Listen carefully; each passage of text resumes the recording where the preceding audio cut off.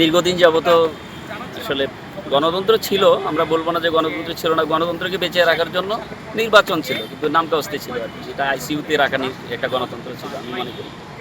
তো যাই হোক, সেই গণতন্ত্র আবার ফিরে এসেছে ছাত্রদের একটা কি বলে যে একটা বিপ্লবের মধ্য দিয়ে। এটাকে তো অবশ্যই সাধুবাদ জানাই, এবং এই গণতন্ত্রের যাত্রার মধ্য দিয়ে আবার 91 সালের পরে রাষ্ট্রপতি নির্বাচন হচ্ছে। রাষ্ট্রপতি নির্বাচন একটু পরোক্ষ নির্বাচন যদিও, তো এখানে যদি বিরোধী দল না থাকে তাহলে নির্বাচনের প্রয়োজন ছিল না। সরকার দল ইচ্ছা করলেই তারা একটা রাষ্ট্রপতি ফর্ম করে রাষ্ট্র পরিচালনা করতে পারে। সেই ক্ষেত্রে একটা অত্যন্ত পজিটিভ দিক।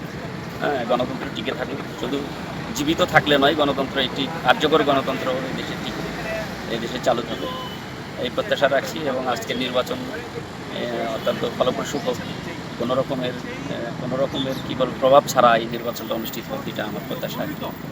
দুইজন ক্যান্ডিডেট আছে, আপনি আসলে কি মনে করেন যে এর ভিতরে যোগ্য আসলে কে? না, আমি যোগ্যতার ক্ষেত্রে আমি বলবো না, এখানে মাননীয় সংসদ সদস্যগণ এর যোগ্যতার বিচার করবে, আমি যোগ্যতার বিচার করতে পারবো না। তবে আমি বলবো যে উভয়ই যোগ্য। আর যোগ্য তো আসলে যোগ্যতা আছে বলেই তারা নির্বাচনে যেতে পারছেন। সেই ক্ষেত্রে একজনকে তো বেছে নিতে হবে, এটা গণতান্ত্রিক নিয়ম। যিনি আসবেন আমি মনে করি যে উনি যোগ্য, অবশ্যই যোগ্যতা সম্পন্ন, নাহলে বিরোধী দলও দিত না এবং সরকার দলও কাউকে দিত না।